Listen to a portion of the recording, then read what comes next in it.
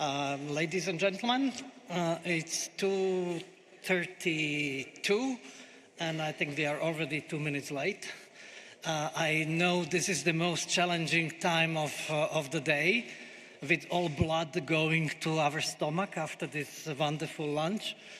You have to fight it, and I'm sure that this fantastic panel will keep you alive for next 1 hour and a half, talking about not extremely sexy topic, the coordination, cooperation, governance. You may say, oh my God, that's going to be boring. Absolutely not.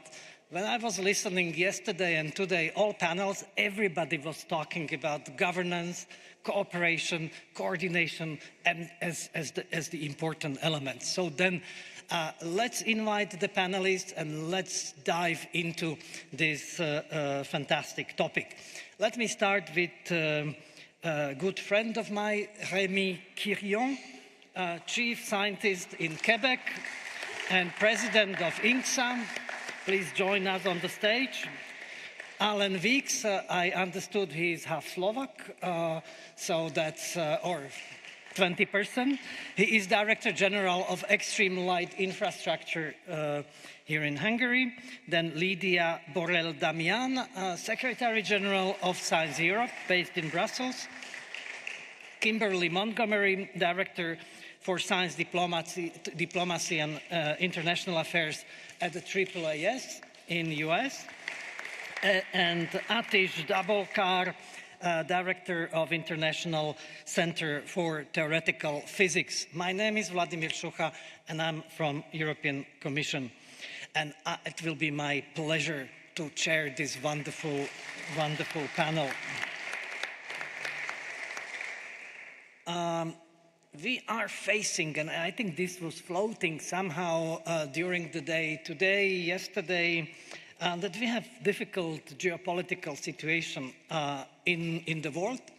We have a lot of challenges, deglobalization, and maybe in this challenging time, it's up to science and science diplomacy to take the important stage worldwide again, as it was functioning quite well in previous decades. And I think it was in the previous panel, this plenary panel before lunch, the US-China Planetary Health Cooperation Initiative was mentioned. I think that we have a lot of initiatives popping up, and I think that giving us the hope. Let me mention a few challenges as we discussed them also yesterday in the evening with colleagues, and that's definitely rapid technological development, which is the threat, but also a huge, huge opportunity, sustainability and long-term commitment of different actors for cooperation, political institutional barriers, trust and engagement, engagement with the public, obviously data management and sharing, and last not least, money, funding and resource allocation. So these are all challenges which we are facing in a proper governance, in a proper coordination, cooperation, and we will hear more from our panelists. So we agreed that they will have 5 to 7 minutes introductory speeches. Most of them, they have also a few slides. Then we will engage in debate within the panel, and we will obviously open up also to you for your questions and comments in the last part of the panel. So, and I hope we will be finishing on time at 1600 sharp. So let's start maybe with the first panelist, and we agree that Kimberly will kick off this panel. Kimberly, over to you. Thank you so much.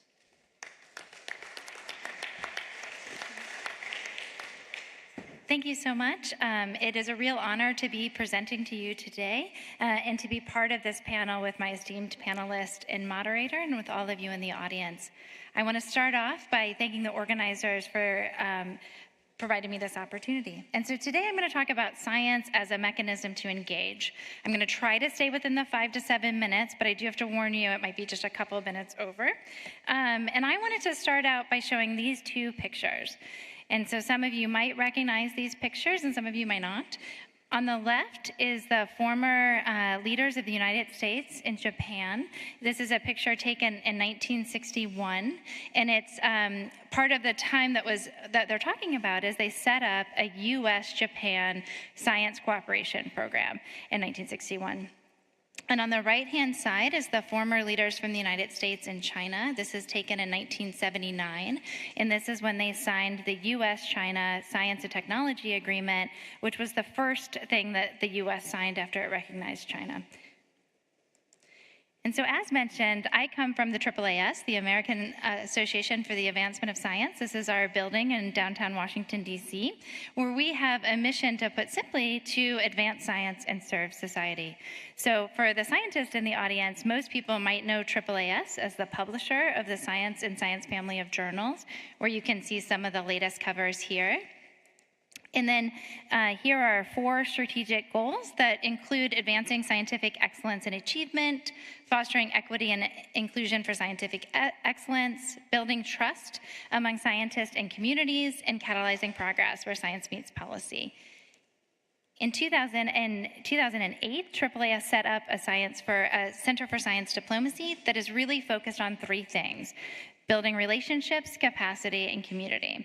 To give you a little idea about what those things are, for capacity and community, it was setting up the intellectual foundations for science diplomacy. So AAAS, along with its partner, the Royal Society of London, published the New Frontiers in Science Diplomacy, laying out a conceptual framework for science diplomacy in 2010. The center also has an online publication, Science and Diplomacy, where we publish a lot of perspectives and articles from around the world, and so I encourage you to check that out. One of the things that we publish in there is in 2021, we started an ambassador conversation series where we interview ambassadors, mostly posted in DC, about international science and science diplomacy. The pictures you see here are recent additions, and so that's the ambassador of the Netherlands on the left and the ambassador of Brazil on the right to the United States. We also are involved in capacity development, and we have an annual course in science diplomacy with our partner, the World Academy of Sciences, that we do every year in Trieste, and this picture is from this previous summer. I'm going to move on to relationship building, and I'm going to give you an overhead, and then I'm going to go into some of the work that we've done in this space. And this is really about using science to engage with people, even if there are difficult geopolitical situations, as was already talked about in the moderator. And so on the left-hand side, you see a Cuban delegation that came to the United States in October of 2023. That is a delegation from the Cuban Academy of Sciences outside of our building. And then on the right-hand side, you see a couple of pictures from a recent delegation trip that we took to China this past May. And so I'm going to go a little bit more into talking about our work in Cuba. And so AAAS has a long history trying to connect the U.S. and Cuban scientific communities. This goes before me. So in the center picture, you actually see a delegation in Havana in 2014. Von Tarikian, who was a presenter in our last session, is actually in that picture. But the first delegation that AAAS sent to Cuba was in the late 1990s, so long before the U.S. normalized relations with Cuba. And on the right-hand side, you see our current CEO, Sudha Parikh, who has spoken at this meeting, renewing our MOU with the president of the Cuban Academy of Sciences. And this was in a trip we took to Cuba in 2022. And part of what we established in that MOU was that we would hold professional meetings. And so our first professional meeting was in March of 2023. This was on public health and the environment. And so this slide shows you some pictures from that meeting. And this is really, we brought down US government scientists, we brought down university academics, and we brought down people from the NGO community to really talk about these shared challenges. So as I often say, the water doesn't know if it's in Havana or Miami, and if Cuba has increases of dengue fever, so will the US. So how can we get the scientific communities to work on those shared problems? We held another professional meeting this last year in March. This was on aging and disaster management, and this slide shows some pictures from that. In both of these professional meetings, we had brainstorming sessions where participants would think about what other ways we could collaborate together. And the idea to bring in a third regional country was brought up in both of those. And so we were fortunate enough this past September to hold a tri-national meeting that brought together scientists and science leaders from the US, Cuba, and Mexico. We were really fortunate to have two wonderful Mexican partners, UNAM and CIVISTAD, and the group picture is in front of the CIVISTAD Southern Campus, where we talked about infectious diseases. Dengue comes a lot in this work, as you can imagine, because it's a shared problem within the region, and we also talked about aging and non-communicative diseases as well. So in the remaining time, I'm going to talk a little bit about going back to that framework that AAAS and the Royal Society published in 2010. This laid out the conceptual framework for what we are talking about when we're talking about science diplomacy, and it had three pillars: science for diplomacy, science in diplomacy, and diplomacy for science. And I always like to pause here to say that science diplomacy is not just another word for international scientific cooperation. I think it's really important to think about the motivation. So the motivation for international scientific cooperation is to advance science, and the motivation for science diplomacy is to affect relationships. And since 2010, the concept of science diplomacy has spread rapidly. There's trainings, AAAS is part of those. There are conferences. Science diplomacy as a term has been used by international scientific leaders, diplomats. It's been used in this conference so far since we've been here. And countries and regions are either adopting national scientific diplomacy strategies or thinking about the need to possibly adopt science diplomacy strategies. But another thing since 2010 is the world has changed quite a bit. So both the science and technology has changed quite a bit since 2010. The diplomatic ecosystem has changed a lot, and that's on top of a very complex changing geopolitical environment that we're operating in. And so because of that, AAAS and the Royal Society of London have decided to revise this framework in time for its 15th anniversary, which will be next year. And so throughout the last year or so, we've had a lot of roundtable events and discussions. I'm just highlighting two on this screen. So we had a high-level dialogue on the future of science diplomacy session at the INCSA meeting in Kigali. This was co-hosted by AAAS, the Royal Society, but also the European Commission and JESTA. It was a really good conversation, and I know some of the participants at this forum were in that and might recognize yourself in that photo. We also had a science and technology diplomacy session last month at the STS Forum. And along with that, we had a special issue in science diplomacy, and this was an open call for people to talk about their ideas on how science diplomacy has changed in the last 15 years. We had a really good interest in this, so we weren't able to publish everybody who wanted to participate, but we were able to publish 21 perspectives about sort of what is science diplomacy in the 21st century, including some potential unintended consequences or downsides. That's the link for the issue. It was published a couple weeks ago. I encourage you to look at that. And it was really interesting to read these pieces and work with the authors, and some of those authors are in this room. And so we're working on this revision, as I mentioned, and it will be released at the 2025 AAAS annual meeting, which will be held in Boston. So just a little plug to attend the AAAS annual meeting, which will be February 13th through 15th.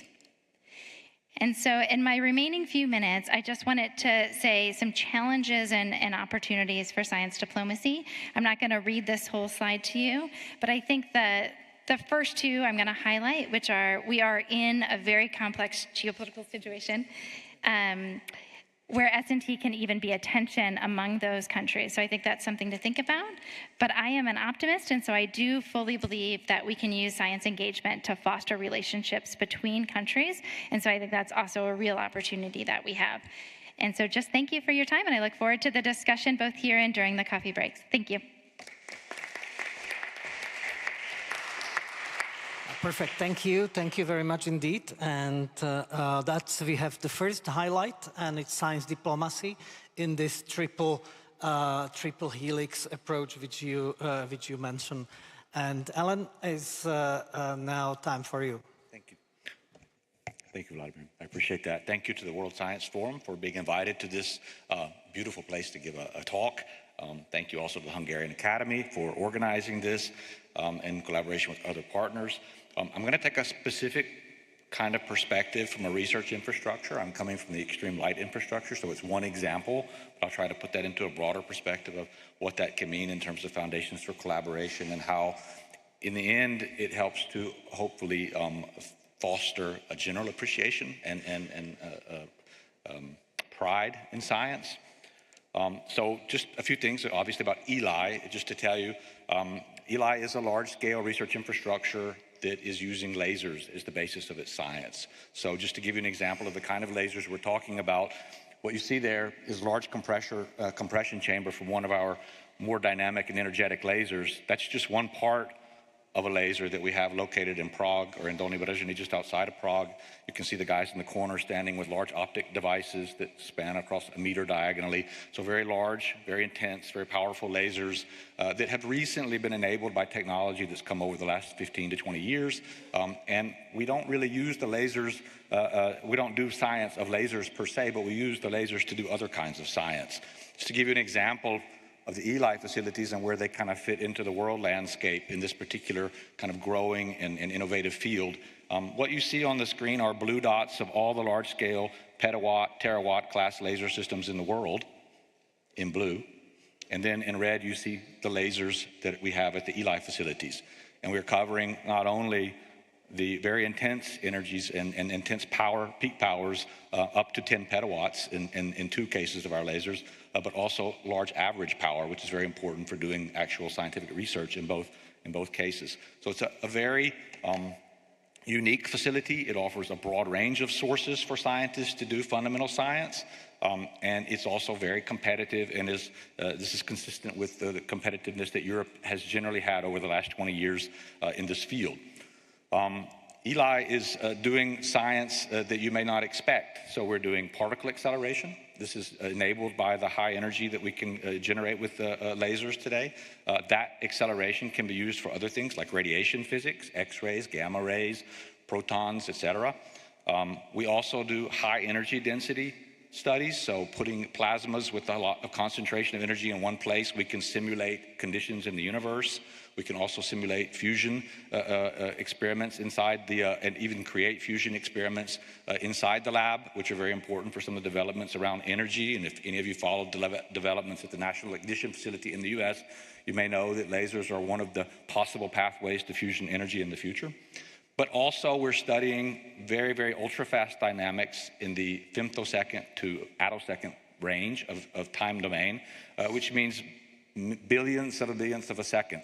So there's more attoseconds in a second than there are seconds in the history of the universe, just to give you an idea of the time scales.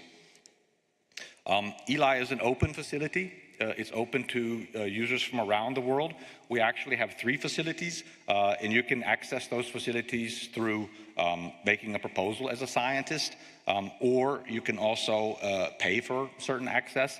And in certain cases, we are also making access available to address some of the world's challenges, like energy, like medicine. You saw many cases of this or examples of this around the world during the COVID breakout, where a lot of research infrastructures really focused their resources on how they could focus on and study the problems around COVID and fighting it. I should just say that in all cases, the data that scientists acquire when they come to use ELI for free have to be open data and they have to be published. If you need your data to be somehow proprietary, then you actually have to pay for access to the facilities. So ELI is located in 3 places in Europe. It was built with European structural funds, and it was built starting in 2012, and we came online about 2 years ago. There's a facility here in southeast Hungary, in the city of Szeged. There's also a facility, as I mentioned before, just outside of Prague. It's ELI Beamlines, and another facility in Romania, ELI Nuclear Photonics. And each of these 3 facilities by itself would more or less be a world-class leading facility, but we have the 3 facilities cooperating under one governance. So it means we're actually operating it as a single user facility, even though it's on multiple sites. We have 7 countries that have actually enabled ELI to be going, especially the 3 host countries. I already mentioned the Czech Republic, Hungary, and Romania. Also Lithuania. Also Italy was an important founding member. Germany and Bulgaria. And of course, we're looking for additional partners, and we partner with countries from all around the world. We have over 600 staff working at ELI from 37 different countries, so quite international facilities in terms of the staffing. The facilities are large, so altogether we're talking about around 90,000 square meters in the 3 facilities. That's 900 square feet for those of you who don't work in the metric system. Of that, 20,000 square meters, 200,000 square feet, are in clean rooms. So that's a pretty important thing, because clean rooms are important, and I'm going to come back to that at the end. 20,000 square meters, so a single speck of dust can cause millions of euros of damage to some of these systems. So it's very important that we keep the spaces clean, and they're housing really some of the leading scientific equipment that we have in this community. We're also seeing science at ELI as a very human endeavor. So one of our important missions is to train people. It's no accident that ELI facilities are located in Central Europe. Part of the reason for that, and one of the main missions of ELI, is to increase the capacity of scientists in this area, but also to attract students, young people, to stay in this area and to keep people in this part of the world, and to keep the talent here and to build human capacity. So we think this is an important feature of research infrastructures. They don't just offer a place to do research, but they offer a place for people to come together and to collaborate. I just touch off for a moment a bit more on the European landscape around infrastructures. So Europe is somehow coordinated in terms of research infrastructures through a body called the European Strategy Forum on Research Infrastructures, or ESFRI, as we know it very much in Europe. ELI has been on the ESFRI roadmap since 2006. There have been a number of roadmaps published since then. Additional infrastructures have been added to the roadmap. So ESFRI brings together members from EU member states and associated countries, and they coordinate a kind of general strategy around research infrastructures in Europe. It's been very important. There are 63 research infrastructures listed on the ESFRI roadmaps. Of those 63, I should just say about 16 of them are what we call single-sided facilities. So it means really a facility where you come to do the research. The rest are what we call distributed research infrastructures. So really combinations of national infrastructures, databases that people can also work together on across borders in order to combine resources together. So this is kind of a long-term development reference body for the EU. There is also another forum where I'm the vice chair, actually, called the ERIC Forum, where organizations like ELI, which is a European Research Infrastructure Consortium, it's not a treaty-based organization, but it's an organization established under the EU treaty as part of an EU regulation. So it acts as an international organization within Europe. We have 28 ERICs around Europe. The ERIC Forum is a network of those ERICs. It provides a platform for addressing common challenges related to governance, funding, obviously, operations. We exchange best practices, and also help to promote the interest of ERICs and new ERICs coming through the pipeline.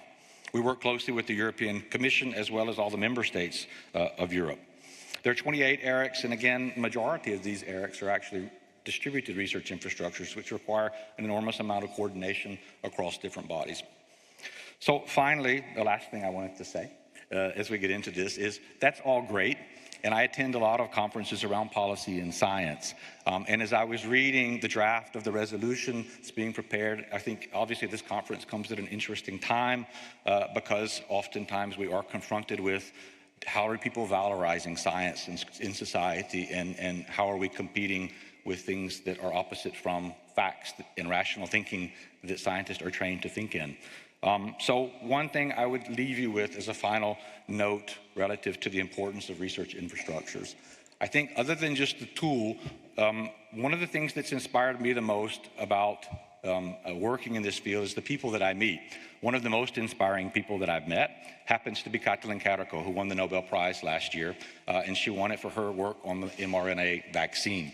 And one of the things that impressed me the most about her is that Katalin actually never had the benefit of a large-scale research infrastructure. She was a Hungarian immigrant who worked in the States. She almost never got funding throughout her career. She had to change jobs multiple times, and she had an idea that no one really believed in for a very, very long time.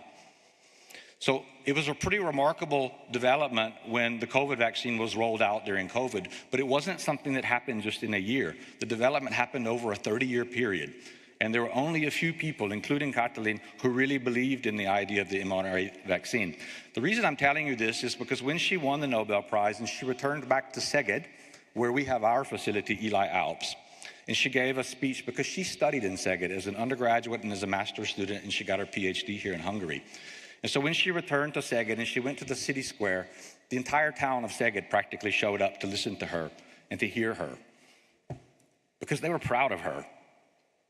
I think that's what science can do for us, and they can do for people. Science can give people pride, and it can give people hope in the future. So I think this is one of the things we have to remember when we're trying to keep the forest in perspective with all the trees. Thank you very much.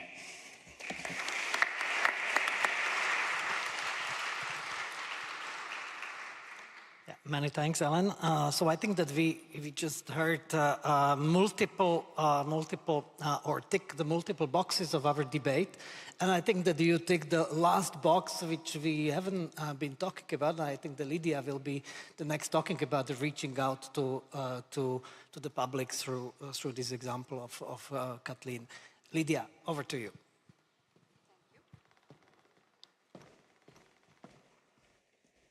Good afternoon, ladies and gentlemen. It's a pleasure for me to address this distinguished audience and to share the panel with these fantastic experts.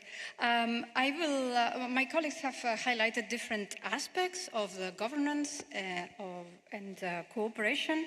I would like to put the focus on international cooperation, as this is a highly international community present here, and especially on a keyword that we are hearing often these days and increasingly hearing is reciprocity in multilateral research collaboration. So I will present several key conclusions of very recent dialogues that on behalf of Science Europe and with other partners around the globe, we have held in the last year or so. Let me start with the conclusions of an event that we hosted together with the National Research Council of Norway in the framework of the Science Summit of the United Nations Assembly in New York in September this year, which was, we brought together experts from all over the world, experts in international cooperation, to bring the voices. These were really, truly international panels that we organized there. And they responded to several questions, especially one is why reciprocity, and why it becomes so important nowadays. Well, because there is this need to approach fairly how to solve the challenges raised in the Sustainable Development Goals, and because we need to build a more peaceful world, a more fair world, a more human world than the one that we are witnessing today. And this can only be achieved through reciprocity in multiple levels, but of course in science, which we are talking here, is particularly important and relevant. However, when we zoom into the existing collaborations, and I will talk a little bit more about that, we find that there is a need for a radical change, a radical way where the international research collaborations are approached. And this is because we want them not only to be fair to all partners involved, but also because we want to deliver academic freedom, and because we want to deliver research excellence, and because we want to deliver on research integrity. So, what are the elements of this reciprocity? When we say reciprocity, and again, this is not my thinking or even my organization's thinking, this is the thinking of those that were participating in these international debates. So, first of all, was about putting people and their backgrounds at the center of negotiations to establish programs and projects in international cooperation. Taking into account that a relationship is as good as trust is in the relationship. And as trust takes some time to build, international research collaborations can only develop at the speed of trust. For that as well, we need researchers to be ready, to have a change in mindset, because if we keep continuing on the current mindset, very driven towards publications, urgency, fast results, this time to develop the trust and to develop the reciprocity is not there. In addition, when we talk about, I don't like the terms, but let me use them for practical purposes, global North and global South relationships, we find often that indigenous knowledge is neglected. And there is a plea to build knowledge, also including those indigenous knowledges. And look, note the S, because that was done by an Indian researcher who said there is not just indigenous knowledge, it's indigenous knowledges. So this S is really meaningful. And we know that there are many, many impediments to this kind of ideal vision of international cooperation. But we believe it's our responsibility in the scientific community to provide the conditions enabling for that to happen. And one of them, curiously enough, emerges very often, is the visa process, scholar visa process, which is extremely difficult to get in many places. Now, I will zoom into some characteristics of cooperation between European research organizations and African research organizations, and between European and Latin American research collaborations, because these are the ones that we have studied the most up until then. So I would like here to be a little bit the spokesperson of those people that came from Africa, from Latin America, or when we were there, and that brought in their views, and they say, sorry, great collaboration, we want to collaborate, but overall, the current trend is not what we need. So what do we need? What do they need, sorry? A word that often comes into the dialogue is decolonization. They feel that the global North debarks on their countries with some unintended, but in practice, extractive practices, not really contributing to the building capacity of their own lands. And so this decolonization is very heavy in their minds. And here in the photo, you have Yaya Sangare, who is the director of the Ivory Coast Research Agency, one of the most vocal people in Africa these days. Another element is to truly define joint research agendas from day zero, and not to come with a proposal already made the way, let's say, Europe thinks or the global North thinks. Again, the scholar visas are a big problem, but also what they think, and that's the reflection, that is a big impediment to develop the research capacity in their own countries. So if we really want to help, we need to put our mindset in developing the capacity, so that we can close the gap between the, whatever qualification you want to say, global North, global South, inequality, etc. But closing the gap for research and innovation is clear a need. In this sense, sorry, we'll finish. In this sense, the Global Research Council is an organization composed of the national research councils from around the globe, developed some principles for sustainable research. I will not go into it for that, but my point to show them here was to demonstrate that they reflect very much the ideas that I just developed. So there is a great deal of consensus over there of what works, what doesn't. There is a need for a space to build these reciprocal relationships. There is a need for research funding organizations to provide those opportunities, and for research performing organizations also to raise up their voice to indicate what is really needed. We believe there is a role for G7 and G20 to show ways of doing it, to lead by example, make open science and the dialogue with research security also a central pole of discussion and clarification.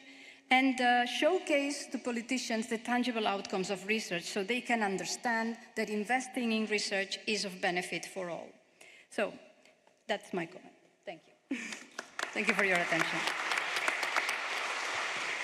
Thank you. Thank you very much, Lydia. So you brought to our attention the keyword reciprocity, decolonization, and also you are pleading for more trust in building this sustainable relationship. Definitely trust is a very scarce commodity, and we can discuss this issue because that's the basis of cooperation.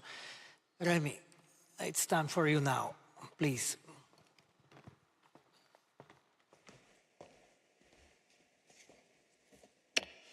Bonjour à tous et à toutes. Je voudrais remercier les membres du comité organisateur pour l'invitation de participer à cette session.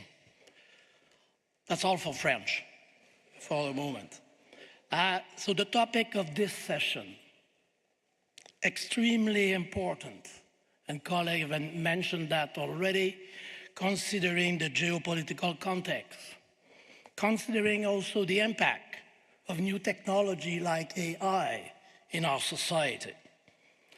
But I will be here a bit provocative by saying that coordination, collaboration, and governance is not sufficient any longer. We have to go beyond that. We have to be more ambitious. We have to basically develop genuine partnership, maybe a bit more French. Partenaire, en français, c'est très différent de collaborateur. A partner, kind of a couple. So it's very different from a collaborator. And we have to do that. We have to move into partnership. And genuine partnership take time, and you must be equal. Was mentioned Global North, Global South.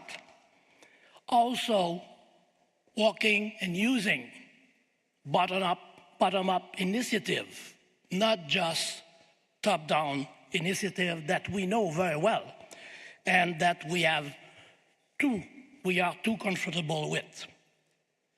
So this may mean, for me, for you, for most global organizations, that we will have to give up, or at least to share some power.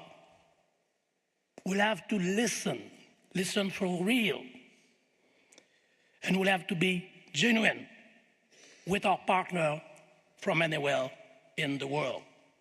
That also will be associated to open governance. Of course, all that is much easier than done, easier said than done. One of my bias, if we think of the SDGs, it's number 4. They are all very important, but number 4 is key. Education. Education for all, everywhere in the world. And by increasing education, science literacy also is part of that, and that would be a way, an indirect way maybe, to fight against fake news, disinformation, and misinformation. So it means also that we have to empower people, I will say in quote, ordinary people, that we have to empower citizens everywhere in the world, and that we as global organization have to facilitate partnership and have to improve trust in science. That's a big job, as we have seen over the past few days here.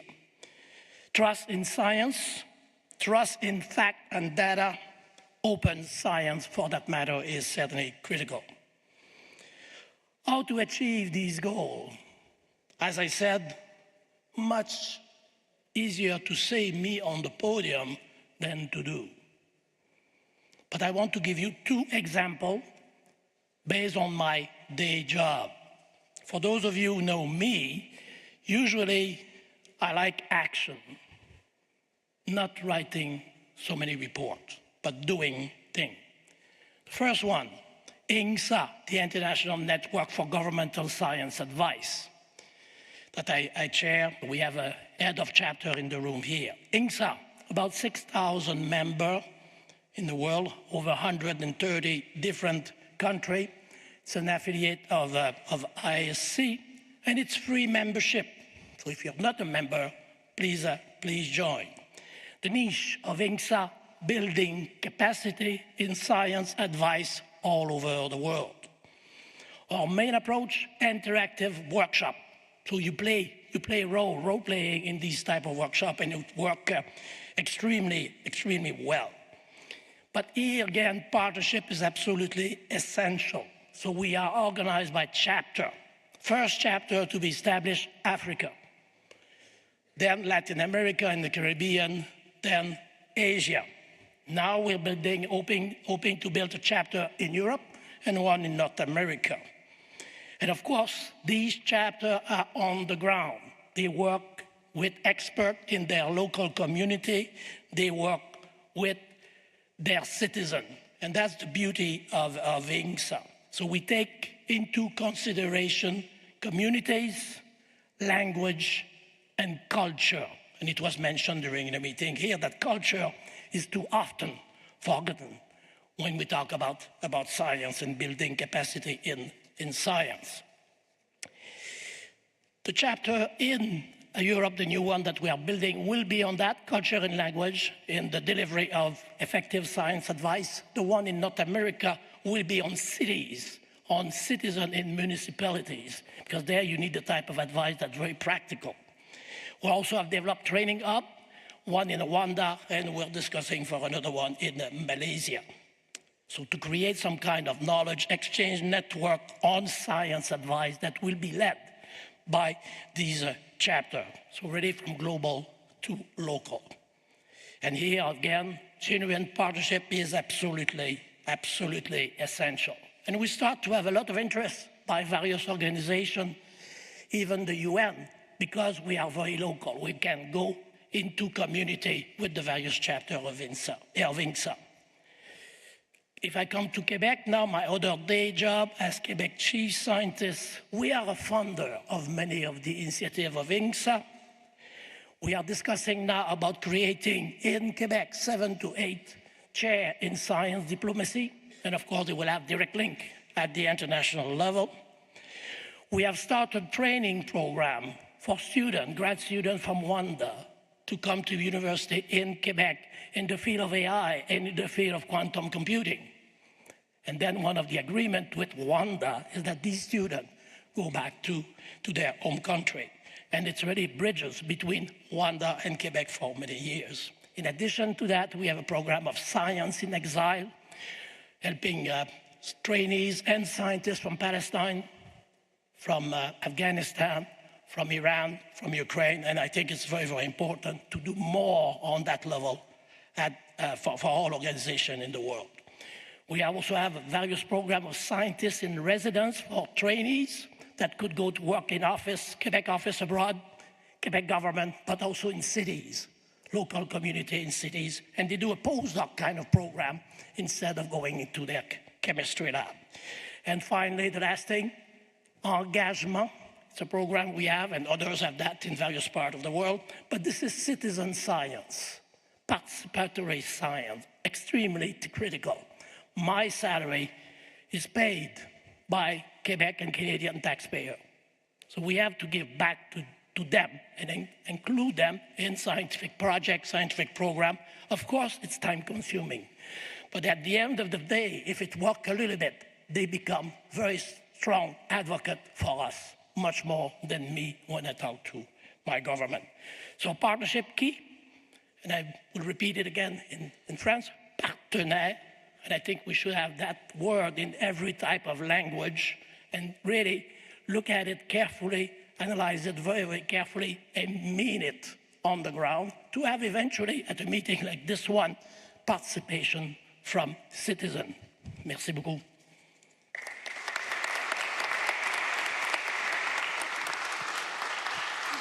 Merci beaucoup. Indeed, Rémi, révolutionnaire, partenariat. So this is the highlight I'm taking. So changing from cooperation to partnership, which requires the trust Lydia mentioned. So I think that we are getting together in our thinking. And so let's hear from Matish as the last introductory speech, and then we engage in this debate. And I'm sure that we will be ending by midnight because it's there's so many good ideas. So then we probably will continue over dinner as well. Atish, over to you. Thank you. So it's thank you for inviting me here to speak in this wonderful session. Some of the questions that I would like to address have already been raised. Some of the provocative questions, that how do we really talk about international partnerships rather than just cooperation? And I think it's a question that should be asked. That I have been now to 3 World Science Forums, and one can ask, how exactly do we wish to deliver? I mean, so we all agree on the wonderful principles which were outlined. We want inclusivity, we want international partnerships, we want to reach out to make science globally available. But so I think we all agree upon what needs to be done. And the question is, how should we do it? And of course, we heard some very interesting, there are already networks of the kind that ELI, for example, is an example. And I would like to tell you about one such a really special, unique organization, which I'm privileged to lead, which is the ICTP, the International Center for Theoretical Physics. So I just want to tell you what is the ICTP model, how it has been actually delivering on both international partnerships, science advocacy, in a manner that is unique to it, to the mission of this institution, and which I think is very powerful, as you will see. So ICTP was founded, it's at this very beautiful location in Trieste. It was founded by the great Abdus Salam, a Nobel laureate in theoretical physics from Pakistan. And his idea was to create an international hub for advanced science so that science really becomes globally available. Last week, we celebrated our 60th anniversary, and I'm very happy that it was a big success, and there was renewed enthusiasm for ICTP for the next 60 years. And the way I see it, our mission rests on 3 pillars: excellence at the frontiers of science, but global inclusion for scientific resources, and international cooperation and partnerships through science. And global inclusion really means really helping to overcome the barriers not only of gender and ethnicity, as one normally talks about, but also geography, which often is a much bigger barrier, and economics. And this is what ICTP has been doing successfully for the last 60 years. And this is our report card, just to tell you. Currently, we have about 400 scientists working at the center from 100 countries, and you can see this is like a rainbow of scientists, including students and postdocs. Since 1970, over 200,000 scientists from all over the world have visited our campus from basically every country in the world. 65% are from developing countries, and they're fully funded by ICTP, and about 1/3 of them are women. And every year, we have 6,000 scientists coming to ICTP for 60 very high-level conferences. And ICTP is not a service provider or a conference center, but it's really a place where the top scientists in the world, a brilliant student from Ethiopia has an opportunity to talk to a Nobel laureate. And this is the kind of environment that we want to create. Talking of excellence, several breakthroughs have come from the research done by my colleagues at ICTP, which has contributed to a number of Nobel Prizes also. So this is a unique international research organization dedicated to making advanced science globally available. And once again, you can see this wonderful panorama of international science. And it's really, I was asking myself, what makes ICTP special? And there are 2 aspects. One is that it's a UN organization. So it's a UN organization because we are governed by a tripartite agreement between the Atomic Energy Agency, UNESCO, and the Italian government. At the same time, we are a very high-level research organization. So we are not a policy organization like much of the organizations within the UN system, but we are a research organization within the UN system. So it's kind of, we are the implementing arm of the strategies that are outlined. And you need implementation. This is what we have been discussing. That we can talk about inclusion and we talk about international cooperation, but how do we implement it? And here is an example of how we implement it. And this fundamental mission of ICTP now needs newer articulation and newer modes of implementation, which is what I want to tell you about. So the question is that it's clear to this session that ICTP remains even more relevant today. There is a greater need to emphasize the trust in science, greater need to ensure this is a new concept of open science. So we need equitable opportunities in this ongoing technological and scientific revolution, including AI, machine learning. So this becomes a goal, an important goal for ICTP, and ICTP is really standing up to this challenge. And a greater need to ensure essential global participation to address global challenges like climate change. So this is also a very important issue I will mention briefly in the next slide. So what is the future of computing and quantum science? It's clear that computation has emerged as the third pillar of science. Before we had theory and experiment at the time of Ibn al-Haytham or Bacon. But computation is now going to be, I'm myself a pencil and paper theoretical physicist, but I see that for the next generation, computation is very fundamentally important. And if these tools remain locked, GPU programming, modern algorithms in some few companies in Bay Area, it's not going to be good for the world. So I really look upon this as an obligation as the director of this institute to find the means, and we don't have the means yet, but we are looking for it, to make these critical resources for science globally available. And how do we plan to do it? We plan to do it through partnerships. So with this idea, our scientific council approved this International Consortium for Scientific Computing because open science means open access to computational resources, open codes. Like if you have a climate model, people should be able to open it up and see what it is inside.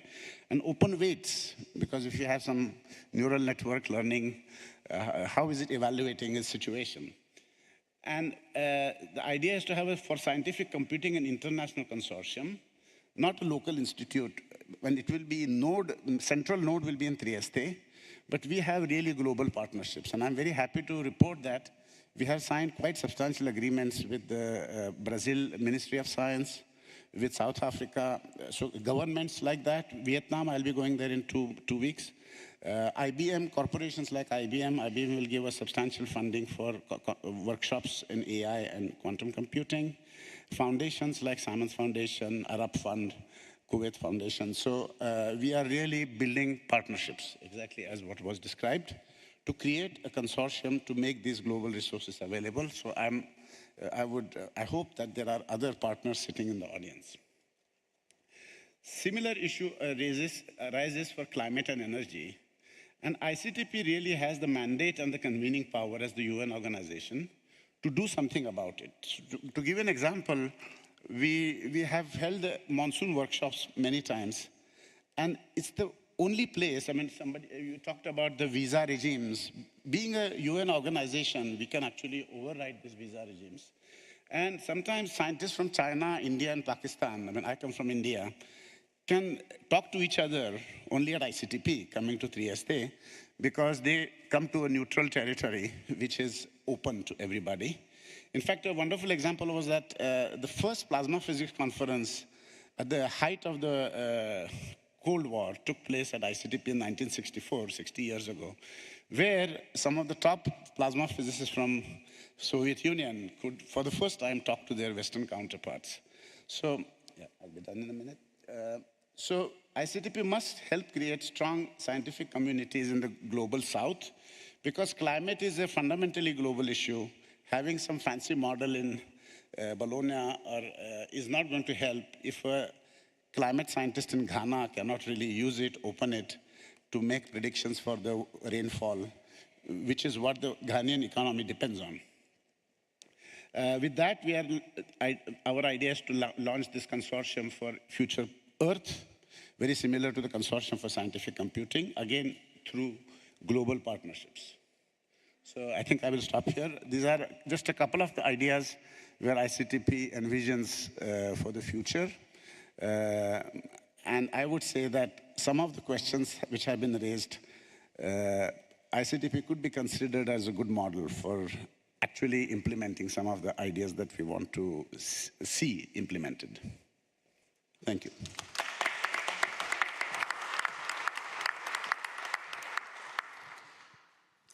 Thank you, Atish. So then you actually solved the issue and the call of Remy. So I think this is a very good orchestration of the panel in this respect. I think that we heard a lot of important key elements, key words in your introductory words. And now let's dive a little bit deeper into it. So I think that we have two good examples of infrastructures in a way, or international organizations, how to build this partnership. Because I think this is not a cooperation in ELI, it's not a cooperation in ICTP, it is a true partnership. And it's not just the partnership of few institutions, this is European going global, and your is a global. And on the top of that, we have CERN, we have EASA, we have other organizations already. Is there anything we can learn from this to upgrade somehow on the higher international level, that we can boost those partnerships Remy was rightly asked for?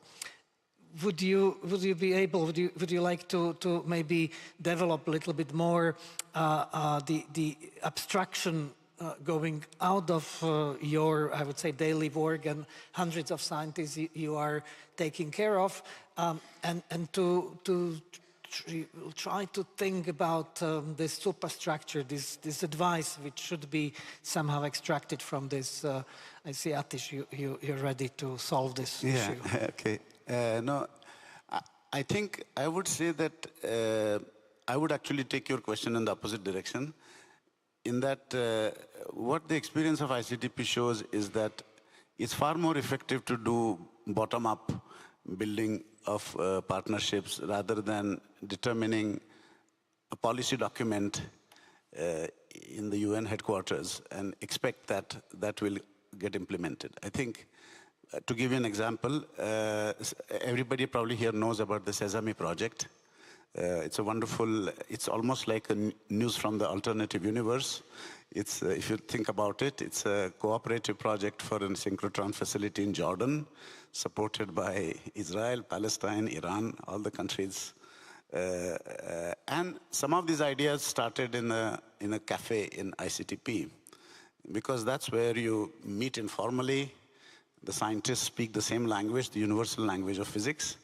ICTP held one of the first conferences in Dahad to bring together scientists from this region. And it looked like a pipe dream, honestly. 20 years ago, nobody believed that this would actually happen. It has difficulties, but it has been achieved. And it could not have been achieved without this informal community of scientists which were already connected to each other through physics and through science. If you had taken this top-down approach and some prime minister of two countries deciding that we want to collaborate, I don't think it would have functioned that well. It would not have worked, in fact. Okay, so that means that we should, but it cannot happen without these prime ministers, so we should not somehow evacuate them from this. But this needs to be, it needs to go hand in hand, and it's very important that we are creating, actually, coming back to what Lydia was mentioning, the trust, and Kim, you mentioned the science diplomacy. This is creating the space for this kind of peer-to-peer contacts and ideas, and we need to have open channels between this bottom and very top, because if we have layers, too many layers of bureaucracies, which will kill the good ideas, and you may have a visionary prime minister or minister, but he or she is not getting the idea. So I think that that's maybe one message for World Science Forum to advocate for, if we want to have more of this kind of cooperations, actually to achieve more trust, more cooperation, more governance. Yeah, Remy? For me, I agree, and that add a couple of things and well, a couple of examples. The Genome Project was an amazing enterprise as well. And yes, the politician was there, but they're kind of out of the way. So it was mostly led by scientists. Space, exploration, man on the moon, also, they, of course, started with the politician, president, but then, of course, the scientists became very, very much involved. A piece that, in my mind, is kind of missing, it's fabulous, the infrastructure and all that, but it's a bit more what I was mentioning toward the end, to involve early in this type of program, to involve ordinary citizens. It's challenging, take more time, you have to explain, but they can become strong advocates. And yes, trust in science has decreased, but compared to many other disciplines, it's still very high. So I think we need to use that properly, and I'm quite optimistic that we can do it. Okay, so Alan, try to elaborate on this substructure, and then Kim and Lydia. Is that working? Yeah, it works. Okay, great.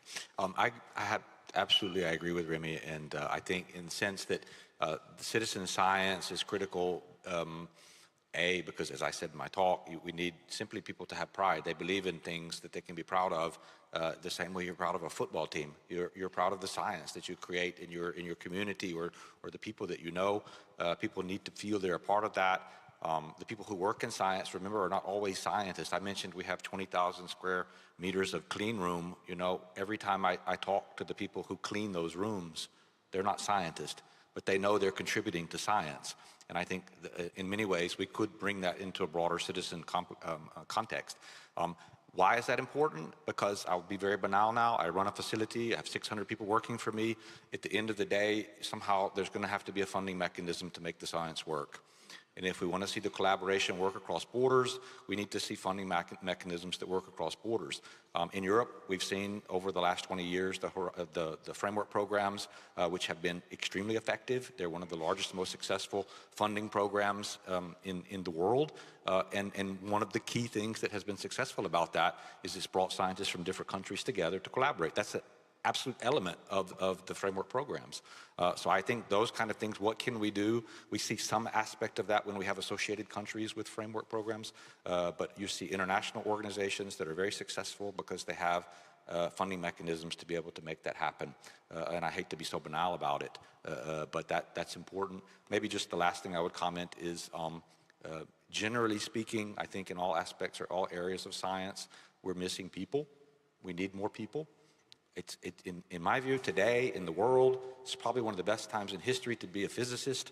There are so many opportunities, at least in that area or that field, to work anywhere in the world, no matter where you come from, if you're smart. But maybe people aren't aware about that. Maybe they don't know about that. And it's not a question if you're a man or a woman. It's just, are you a human being? We need people working in this field. And if we're going to continue to kind of grow at the pace we need, then we simply need more human resources in this field. Okay, Kim? I think there's a real opportunity to build better relationships between the scientific and foreign affairs community. And I think it's one of the reasons that we have this great program that actually is held in Trieste, so it's wonderful to see those photos, which is an annual course on science diplomacy. And a couple years back, we changed that to a participant pair model where pairs of comprised of a policymaker, decision maker, and a young scientist from the same country would apply and take the course together. And so it's one little way, but I think there's a lot of other ways to think about how we need to build stronger connections between the scientific and foreign affairs communities. Okay, wonderful. Lydia? Yes, thank you. I would like to contribute to this question by highlighting that, yes, of course, the trust comes from researcher to researcher when there is a community there that trust each other because they are partners in excellence. But we need a strong signal from the policy and from the politics. And this interaction between policy, politics, and researchers that has to be better aligned, like sort of a virtuous circle, because the funding agencies have the capacity to set the norms for the funding instruments. And those norms are based on values. And I know that other speakers in this World Science Forum have been speaking very loudly about values, and I want to contribute to that as well, because values underpin behaviors. If we want researchers to be driven by the excellence or the reputation of the journal where they publish, that informs behavior. If we want researchers to concentrate on the quality of what they are doing, no matter how many papers or the reputation of the journal, then that is influencing behavior. So I think that we need to reinforce the dialogue of the value system of the research community that stands for academic freedom, that stands for integrity, that needs to reach the policymaking community and the politician community. Then we create trust, because researchers can meet within the good conditions. Yeah, absolutely. I fully agree. There is a big mistrust between research and politics and policy making. That's, but in my experience, there is more weight on research to reach out to policy and politicians than vice versa, because they can survive without. I think, and I think that we need to take this initiative. Maybe let's talk a little bit about this, because I don't think that we will move forward if we stay only in the bubble of research community. We definitely need to reach out to citizens. And maybe through the citizens we can reach out to politicians. I think that's not, we can reach out to directly, and I can share my own experience. We have in my old times in my previous job in the European Commission, we started with some initiative, the Science Meets Parliament. And so then we pair the scientists with members of European Parliament, and it went out to national parliament as well. So then we added the plural, Science Meets Parliament, and this is actually the game-changing exercise.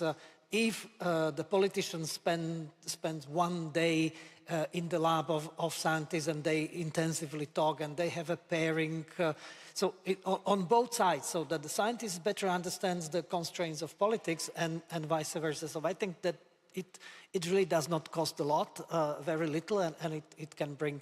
But is there anything else which you can share? Kim? I know of that program, and that program is really good. I can't let that go without saying that AAAS has had a Science Technology Policy Fellowship. It celebrated its 50th anniversary last year. I'm an alum of that program, and it's an immersive fellowship program that puts scientists in either, well, now all branches, but the congressional, executive, and judicial branch of the US government, and they spend a year or two in those places. And it really has changed, because I think, especially if you come with the humility of saying, even if you're a top scientist, you might not actually know that much about the policy-making process, and the people involved in that policy-making process are experts and have a lot that you could learn from them. But it really is this personal relationship. So I think that's been really successful. Absolutely. I think that AAAS should be praised for this. It's a great invention, 50 years, so it's quite long, and it's achievement. And I would really recommend, but I was unsuccessful at the European Commission. I wanted to have one strand of Marie Curie to place the scientists into governments, and I failed. I'm sorry to say this. Remy? Trying that, I mentioned that a little bit, trying that with young postdoc that goes to work in ministry in the Quebec government. But what I want to say is more an example, a program that we started a few years back.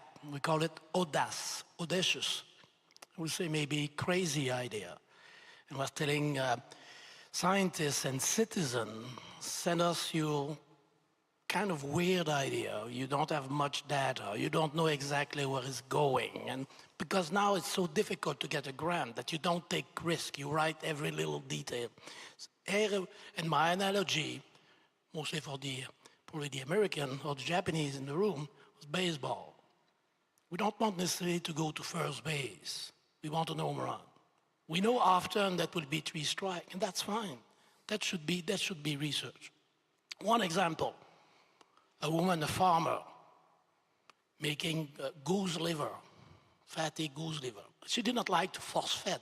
She was feeling bad about that. She decided to call people, endocrinologists, animal physiologists, etc., animal behavior experts. She wrote a grant with these guys, and then they got a new ways to force fed these animals. She talked with my minister. She was much more effective than me, saying this is important, science is important. She just did not talk about a little bit about our project, but more science in general. And I think we need to multiply this type of project and program by 100-fold. Okay, excellent. Alan, I know that you want to say something, but before that, would you like to indicate me in the room how many of you would like to have a comment? I see 1, 2, 3, 4. Okay, fine. So we have 4, not now, but just wait a second. It's for my management of time. Alan first, and then we take these 4 comments, and then we will be approaching slowly the wrapping up part of the panel. I won't take much time. I just, speaking on Kimberly's point and your point also, Professor Suka, I think those are fantastic programs, especially when scientific trained colleagues can work in policy. They can bring the understanding of what it's like to actually be a scientist to the environment and shape policy. That's extremely valuable. Realistically speaking, at least in Europe over the last 10 to 15 years, I think what we've seen is a bit of an erosion of that in policy. I think that particularly research ministries are some of the last on the list sometimes in terms of the resources they're allocated, and many of the people who are very, very motivated people who really love science are understaffed, and they don't have the resources within the ministries to actually do some of the programs they would love to do. And so I think very often you're counting on a person or two for a whole country to implement large segments of scientific policy. So I don't have a solution to that other than to say I think it actually does help when groups, countries can come together, regions can come together, because then they can start to get a little bit of critical mass and they can share best practices and resources along those lines. Okay, absolutely. Atish, you wanted to say something? I just want to add one comment related to this topic about trust in science. I think there are 2 aspects to it. One is trust with citizens and trust among countries. About the first one, I can only make a kind of a philosophical comment that I don't have much to say, but it's evident that it is some elitism of science that is partly responsible for this, that I think unless the science community has a sense of solidarity, I think we are not going to have trust in science. But the second one is something that ICTP has been addressing.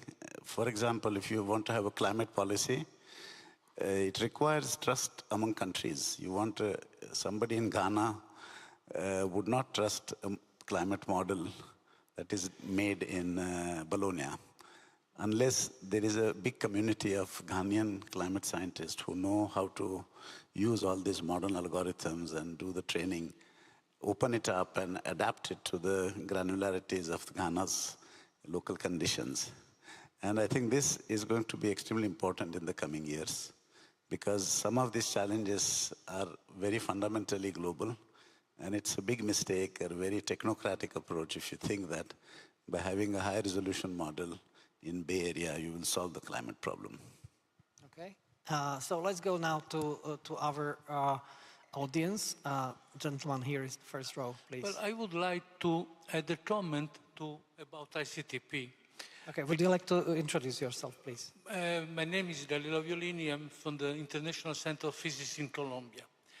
ICTP has been instrumental in allowing the Andean region to participate in high-energy physics.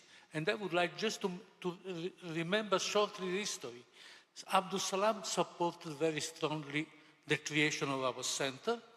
When we created in an environment which was not favorable, a steering committee to propose high-energy physics with people like Leon Lederman, like Vogt and so on, people very well known, ICTP supported this. Even we had some meeting in Trieste and in Vancouver. And then this paved the way to the project of CERN, Ellen, which was so important to do that. And today, high-energy physics in the Andean region is a common activity of research. So I think this is a proof that ICTP is much more than what Atish said, in the sense that also the influence the outsourcing influence has been extremely important. I'm grateful for this. Mine is a testimonial, a word of thanks, but also I think is a recognition of a mechanism. Okay, thank you for that. It's noted, very important. Was the lady in the third row? The lady in the third row. Oh, thank you. Phyllis Makurunje from Bangor University in Wales, UK. Speaking of international, say, collaboration, implementing partnerships, citizen science, open science, I have a question in terms of sustainability. How do we extend the sustainability model?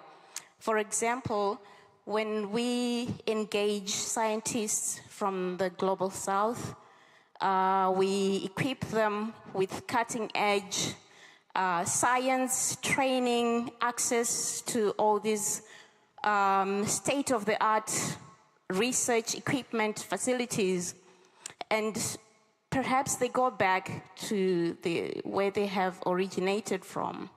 And there is a fear that there's going to be dormancy, reduced contribution, reduced participation in science or in contributing to research.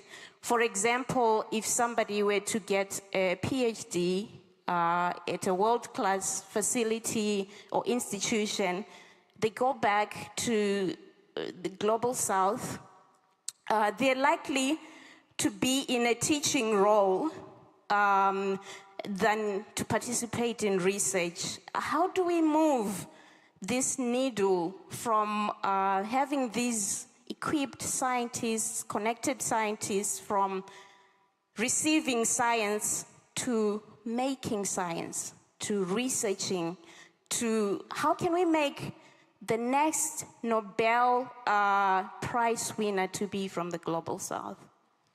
Okay, very good, very important. My lunch partner from Zakopane. So can you move to the middle of this part and then we go to the right?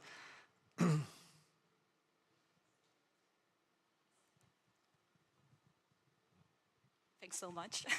Agata Górzawska, I have a pleasure to coordinate European-funded project Verity, which actually focuses on trust in science.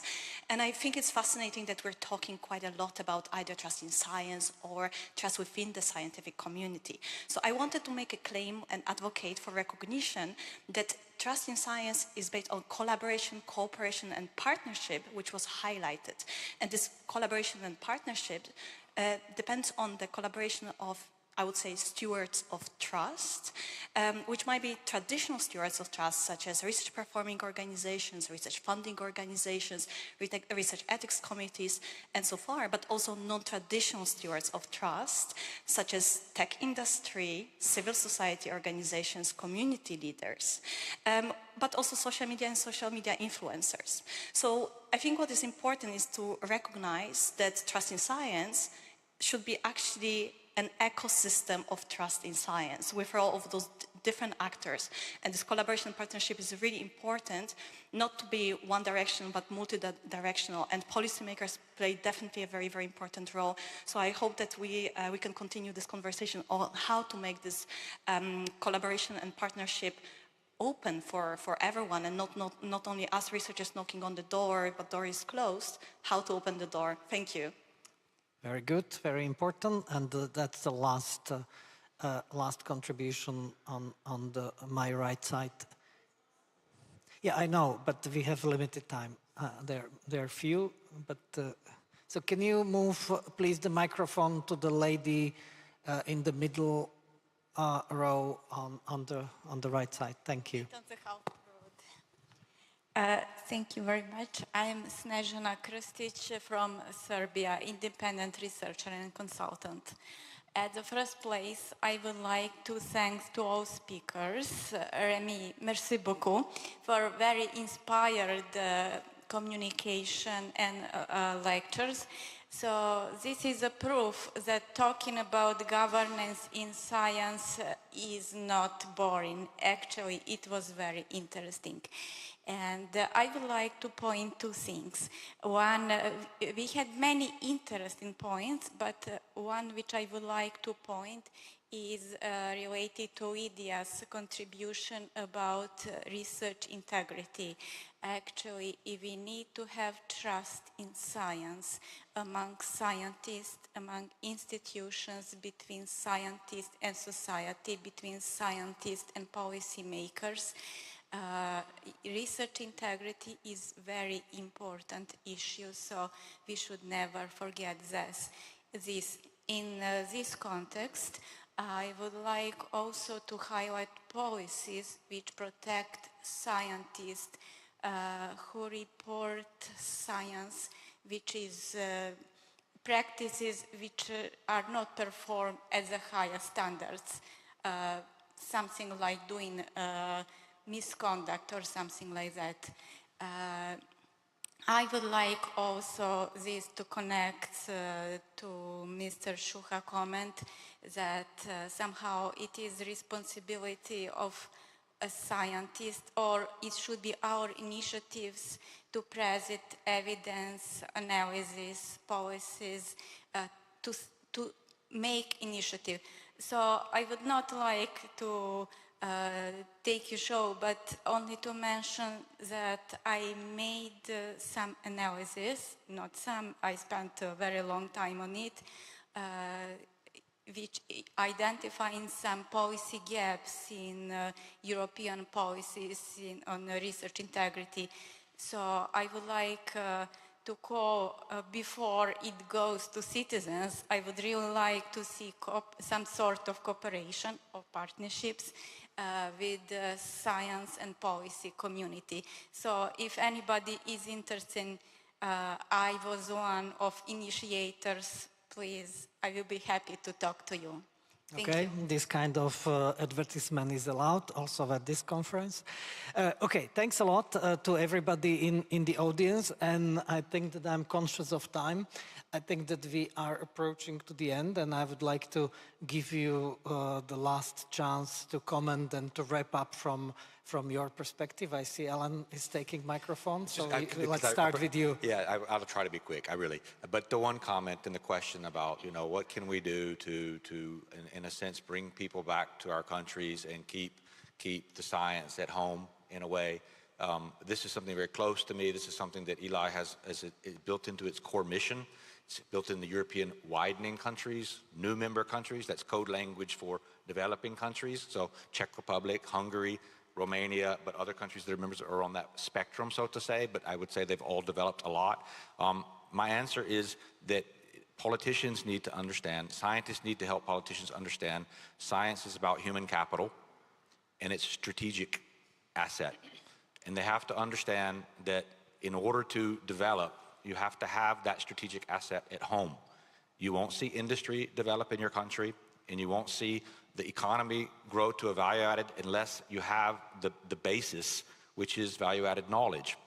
And I think being able to see that at a strategic level and understand it's about developing human capital is one of the most critical things that politicians will understand. And that requires sometimes special politicians. It doesn't happen all the time.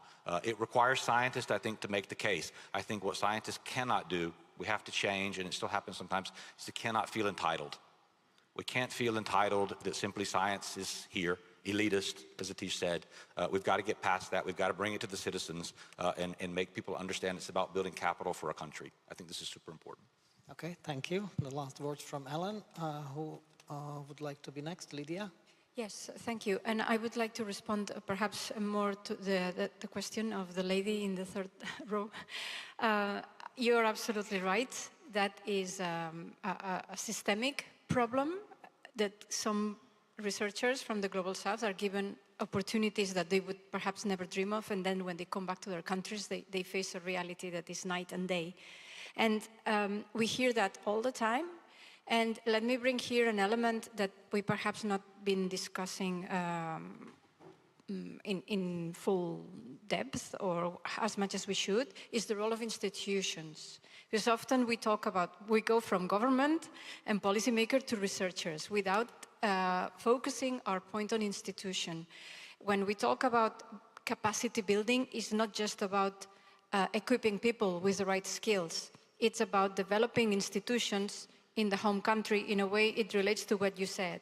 So this must not be forgotten when establishing collaborations, that individuals are not the only source of capacity building. You need performing institutions, universities, able to deal with that and to absorb those who can return from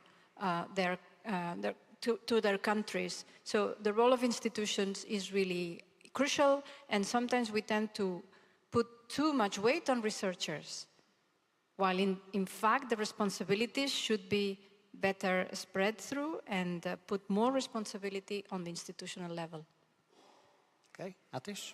Yeah, I would like to add to respond to your question. I think one of the ways ICTP avoids this kind of pitfall is we have a very good program called Associates Program, and what that allows you to do is sort of, it's training the trainers.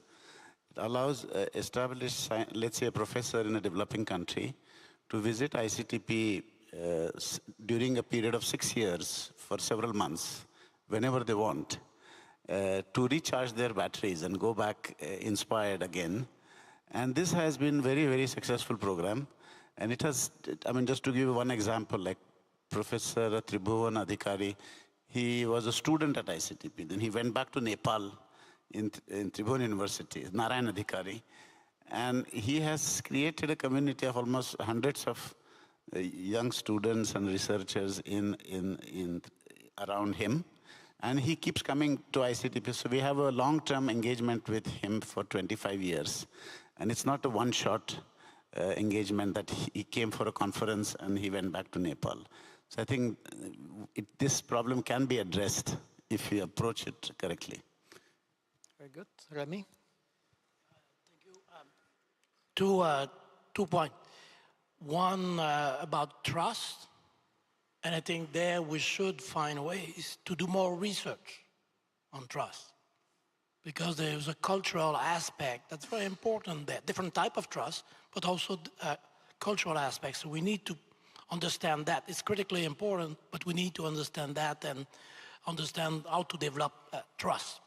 The other one is related to the problem that you mentioned, and I fully agree with with Lydia on that, that the host institution in their own country, they must be better prepared to welcome these scientists back home. And one little note, I mentioned that we have a kind of a small program with Rwanda, and I think it's working relatively well. One young man, bright young man, got to study, complete the study in Quebec, in Canada, went back home. I think 6 months later, maybe even less, he was appointed as minister. And I said, oh no, and it happened kind of too often that they end up, in my mind, too quickly in government. Sometimes it's good, but often it's bad. We're losing that expertise that we took years to build. Kim? I think a number of the questions touched on sort of how to build bridges between the scientific community and other communities in the public. And so I just wanted to point out that AAAS has really sort of indicated what are some key societal influencers in the public that we should build stronger relationships with. And so we identified 4 that work in a US context. So one is policymakers and diplomats, which we've certainly talked about here, how there's a need to build stronger bridges between the scientific community and the policy community and the diplomatic community. The second is judges. So certainly there's a need to build stronger connections there, and more scientific decisions, especially in the US, are going to be decided by the judiciary system. The third is press. So unfortunately in the US, but many other countries, we're seeing the decreasing science journalism. That we need more, and we need to pass on that expertise to journalists. We have a number of programs that are really focused on connecting local scientists with local journalists, so that if, I'm from St. Louis, and if there's an article in the local paper, they should quote a local scientist and really build those community ties.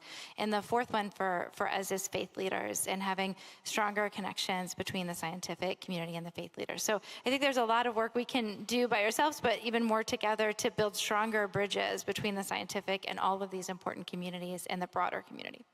Many thanks, and let me wrap this up in 20 seconds. I think that finally my panel made this, what seemingly was a boring topic, a very exciting and sexy topic, and we see that this is the core business of success of science in a society and science for the society. And there is one big precondition for that, and I think that we all agree, we agreed on this, it's trust. And then building on the trust, we can have a true partnership, as Remy was advocating for.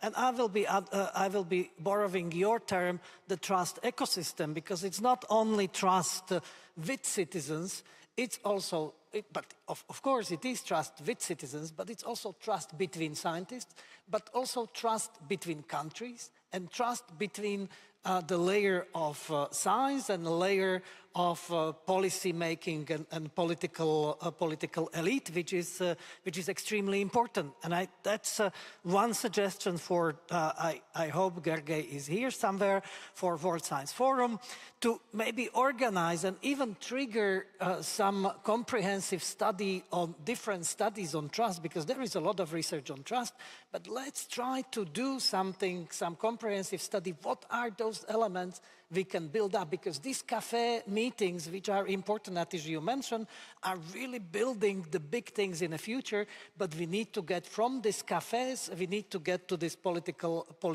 level, and also we can collect, and that would be another maybe task for World Science Forum, to collect all these initiatives like AAA's initiative, the initiative of the Commission and European Parliament, Science in its Parliament, and many others, because I can imagine that there are plenty of those initiatives as a toolbox how to build this trust between these different layers, and then we can have a perfect, now there is a third one. Maybe we should be looking at all these infrastructures which are already in place, and we mentioned some of them, and you represent 2 of them, and to draw the lesson from those partnerships there, how this can be somehow generalized and used in a policy for the institutions, Lydia, you mentioned, which are playing absolutely important role. So that would be probably the conclusion with the 3 tasks for World Science Forum in the future. And I would like to ask you to give the round of applause to wonderful panelists.